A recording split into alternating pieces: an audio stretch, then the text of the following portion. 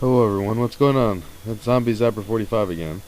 Bringing to you some strategies for Zombie Verruckt with more than two players, because as you know, when you play with more than two players, you're split up. Now, in Black Ops, this is quite different because when you're split up, the third player can be on either the American or German side. But in World at War, it's always preset that the third player is alone on the American side.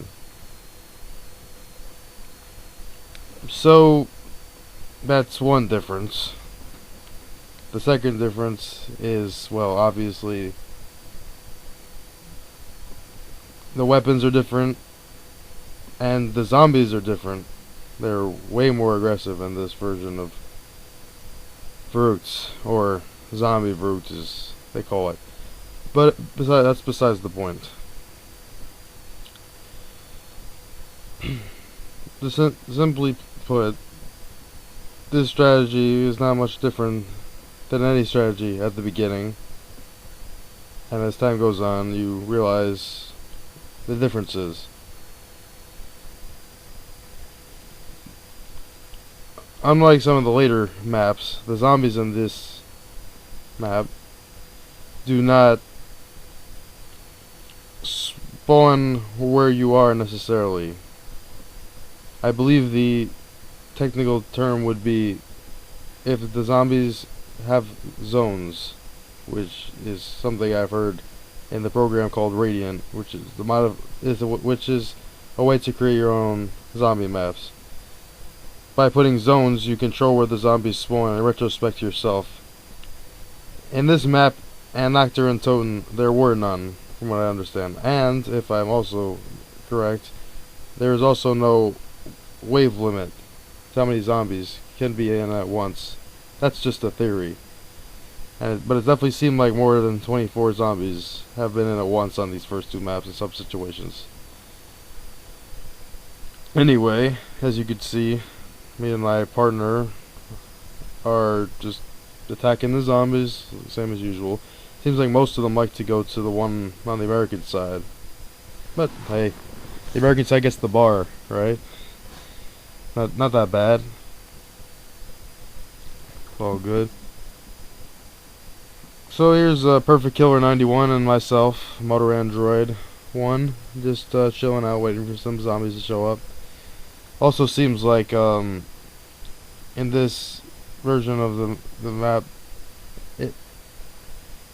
the zombies weren't very well distributed to the barriers. In Black Ops they fixed that. They backed barriers in this map, or should I say the barriers to the forest in the first room. The zombies barely paid any attention to, especially the one on the American side. The one in the back, where near the Springfield, you'd be lucky to see if you were to see two or three there before you'd have to leave the room. Which, if you're good with the bar, it could easily get you to around round 9 at the least. Especially in a mode like this, when most of them seem to come to us, being that there's more of us over here.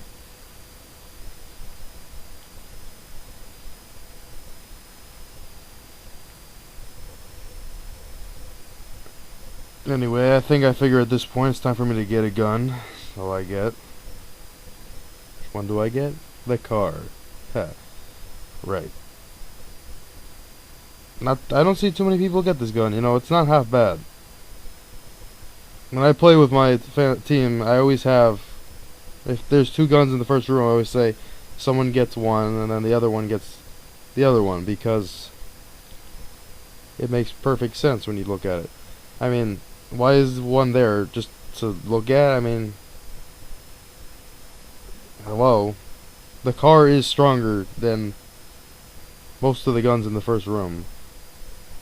That compare to it. Yes, they are generally better. Like the Gewehr is generally a better weapon, but the car's stronger. It has its uses. It runs out of ammo much slower, more accurate, Much easier to get headshots, hence the name more accurate. It's just good. Same thing on the other side, the Springfields, while it's not as good as the car, and personally it's not really that good at all, it's still way more accurate than the Garand is.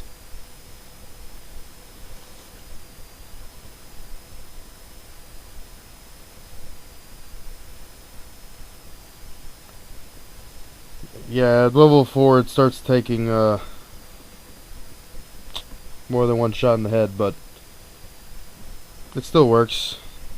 The Gewehr probably takes 5 shots in the head at this point. Maybe 3 at the least, but that's why you go through ammo. That and the high rate of fire. But my partner in the back is using the Gewehr, like I said, that makes sense, just in case I get in a situation. It's all good. I just got this to save me some money. It's 400 points, less than the Gewehr, so yeah. You seem to get more points from it also because you get headshots, and while you might get kills faster, which would actually make you lose points, most of the time you end up getting more points with it.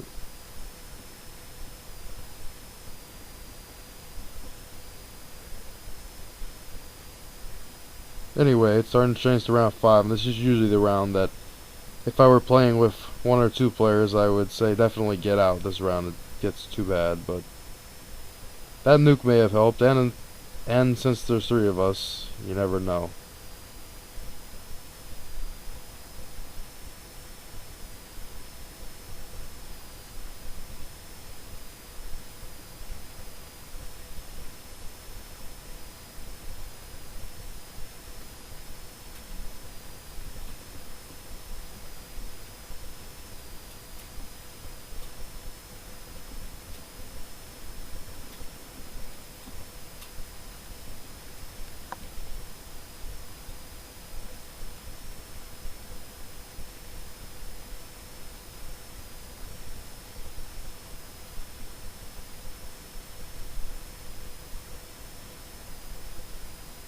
As you can see, I'm running low on ammo in my car, and I can't remember if I buy ammo or not.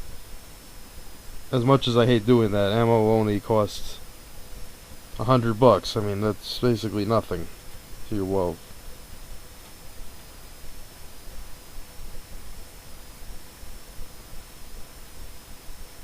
Man, the zombies in World at War, in comparison to Black Ops, are much quieter, and they're much more aggressive. It's not even funny. They're ridiculous. Oh, sacrifice. Thanks, Nathan. Yeah, I'll come get him back, I think. Or no. Yeah, I remember. We get downed. Pretty sad. Pretty sad. So, the next round, we just decide to leave because we don't want to get bothered with our guns again. Because we won't know if we'll be able to stay, and yeah, rather go into the next room and get the better weapons.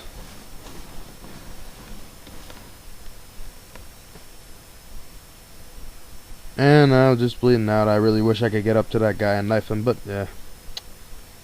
Nope. And David needs to wait. So he has the bar. Best wall weapon. Bar's amazing, everyone. I can't believe why why people have bad thoughts about it. It is a monster, if used correctly.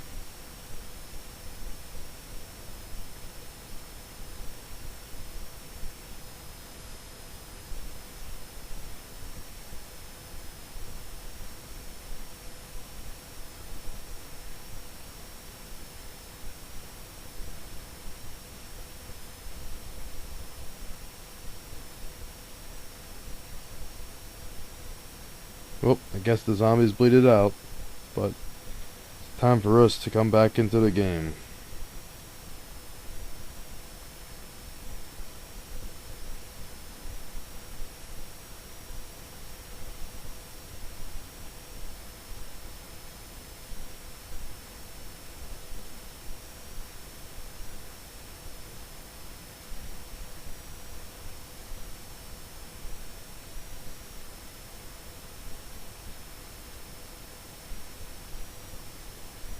So once again, we're trying to hold down here a little bit, or as long as we can with the current pistol we have.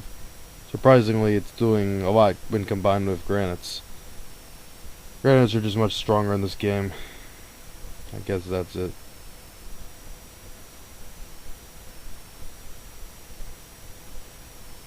We also realized that this is the level where sprinters come in. We don't want sprinters in the first room. Those guys are the fastest freaking things ever. So see, I get the MP40 and get the front, and Nate gets the double barrel shotgun and gets the back. Double barrel shotgun's the one of the best wall weapons to watch the back. Heck, it is the best wall weapon to watch the back. The best weapon to watch the back, in my opinion, is the flamethrower, as you never have to go get ammo for it or worry about ammo in any way. Eventually they'll just die and problem solved.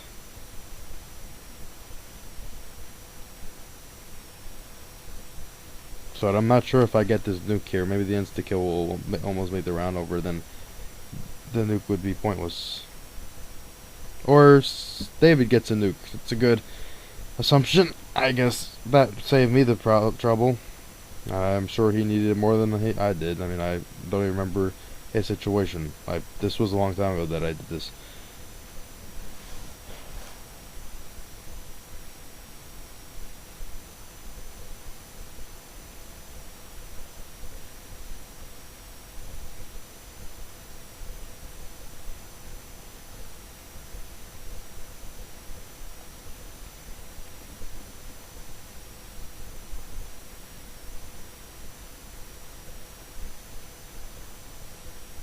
And the ideal plan would be, guys, to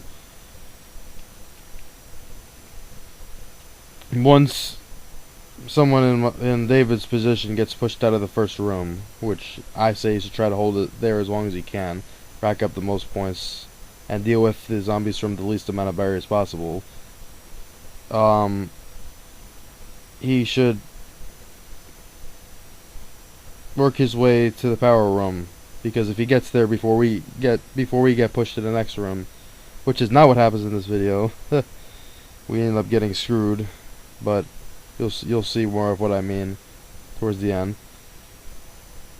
Then it would have been more of a result like the 3-player match I posted. That when we got to round 19. We would have been able to stay here with the power on. We could have gotten the mystery box weapons, perks, and the trap would have been active or available to be used. So even by opening the next door, you don't completely screw yourself, but don't expect to get as far as round 19 or so. And the difference is in Black Ops, if you open a door mid rounds and you had been camping somewhere, you're not screwed, because the zombies have been spawning just near you. In World at War, because there's no zones, they could be spawning on the other side of the door, even though it's closed, going around the whole entire asylum. And once you open it, there's a whole wave waiting for you. That's pretty much what happens here. And at the end of this. So the best strategy for this map, and it's really, like I said, it's really not that different from the Black Ops version, is you stay here as long as you can once you have the power on and everything, once you're set up well. If you run out of ammo on your guns, you can always get the MP40. If the person at the wall or watching the barrier in the back runs out on their guns, he can always get the double barrel shotgun, so you won't have to keep running for ammo for it as much. And